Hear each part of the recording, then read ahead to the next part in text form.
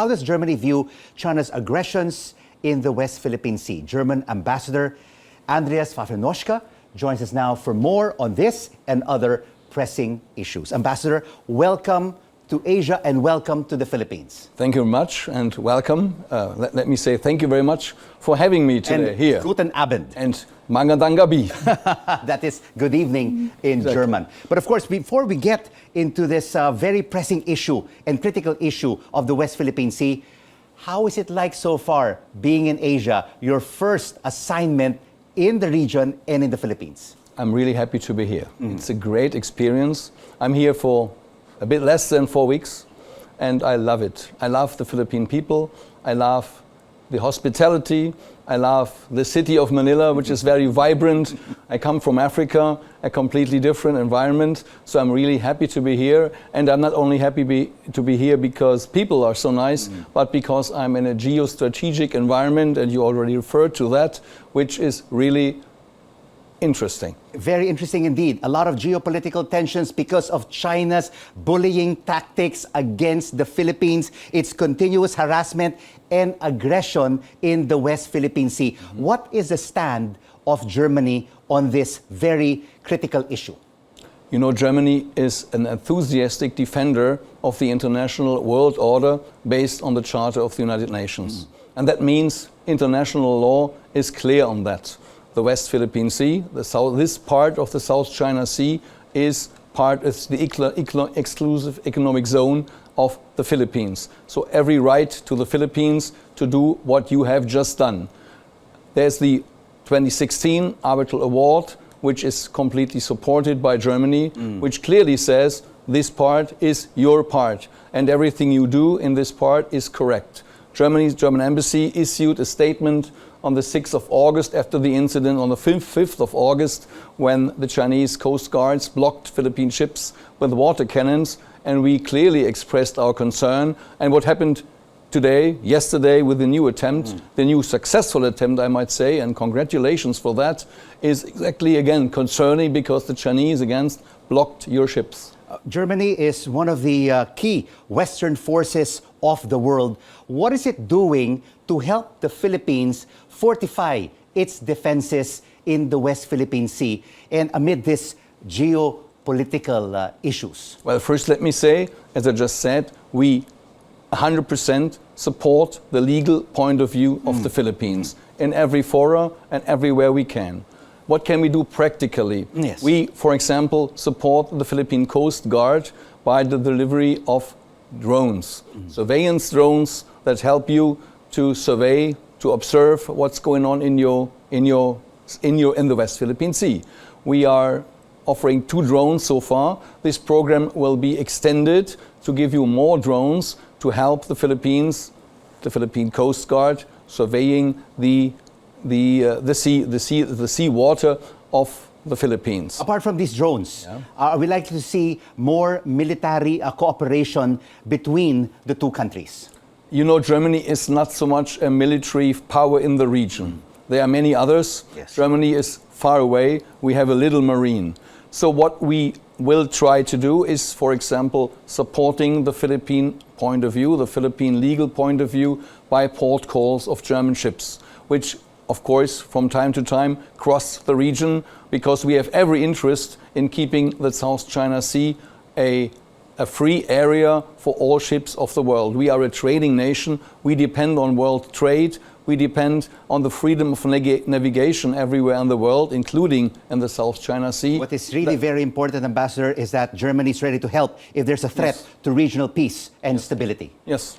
What about on the human rights front, Ambassador? What is the stand of Germany, particularly on this issue on the Philippines? Has the human rights environment in the country improved? Has it been a status quo, or has it gotten worse? Let me say that, first of all, we share common values with the current Philippine administration. We share common values on human rights, on the importance of human rights. And we see a lot of efforts by the current administration to improve the human rights situation. Let me quote, for example, the good shape of the Philippine government in the Universal Periodic Review in Geneva when it comes to the Human Rights Council. 215 recommendations have been implemented out of approximately 280, which we think is a good sign for the willingness and also the implementation of these recommendations. Of course, there are things that remains to be done. Yes. Every country in the world has his homework to do when it comes to human rights. Yes. Also Germany has its things to do, and we think there are also things to do here when it comes to how to work with the war against drugs. You mentioned a key phrase there, a lot of work to be done. You also mentioned the war on drugs. When you met President Bongbong Marcos and you presented your credentials and you spoke with him, did you raise with him the ICC decision on the Duterte drug war? No, we did not raise this issue, if I can disclose that. But on the ICC issue, it is very clear that we, Germany, as I said in the beginning, we are an enthusiastic defender of international law, and ICC for us is part of international law. Yeah. That means we would, of course, be happy to see the administration of the Philippines, the government, working more closely with ICC, and I would encourage that very firmly. Working closely with the ICC, this administration, Ambassador.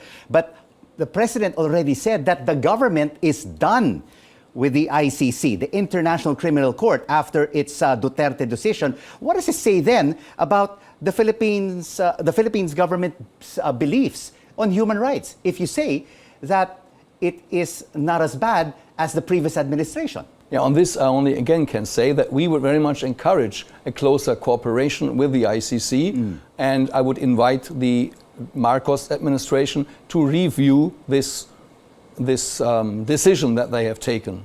Because they've really taken a firm stance, President Marcos, that the ICC cannot even be allowed into the country to investigate these drug killings during the Duterte administration. Yes, and we are not satisfied with that position. I'm very clear on that. As I said, we would invite the Marcos administration to review this point of view and to cooperate as closely as possible with the ICC. Fair enough. What about the former Senator Laila de Lima? Should she be released from detention, Ambassador? She is still in prison, I know, and we would invite the relevant authorities, the legal authorities of the Philippines, to conclude the case as soon as possible. We have a legal system here, and we trust the legal system, but we would invite the government or the authorities, the legal system, to conclude the case as soon as possible. And should she be released? That depends, of course, on the decision the court might take. Bilateral relations, especially on the economic and business front. I mean, the economy floundered a little bit in the second quarter of this year to 4.3% from 6.4% in the first quarter. The president is trying to attract new investments into the country. What are the opportunities for German companies to invest in the Philippines? I think opportunities are huge. Germany is already the biggest trading partner in the EU for the Philippines. We are the biggest investment partner, so the biggest country from the EU investing here. And you know, we learned very painfully what it means to be dependent on one country. The Russian war against Ukraine has taught us very severely what it means to be dependent. So we have a strategy of diversification of trade, diversification of value chains, and the Philippines can play a very important role in that. But in this Marcos administration, which has been promoting the Philippines as an investment hub, and as an investment mecca, where are the opportunities right now? In which particular industries and sectors are there for German companies? Well, I would say digitalization, energy, renewable energy particularly, everything related to machine building, Industry 4.7. So there are a lot of scale-up German businesses that are interested to invest here, and we are working very closely with the German Philippine Chamber of Commerce and Industry to promote that. I know you had the head of the European Chamber of Commerce recently here, so we are working all together to improve investment conditions. And they are definitely, and I probably agree with you, there are definitely things that can be done in order to attract investment even more to the country. And Germany, of course, is at the forefront of climate change. The Philippines has been hit especially the agricultural sector, with numerous typhoons over the past few months, and there's an impending El Nido. How can Germany assist us on adaptation and mitigation, Ambassador? Thanks very much. Let me refer to what President Marcos told me when I handed over my credentials. He said, climate change is one of the main challenges in the world that we can only tackle together. And I couldn't agree more. He's completely right.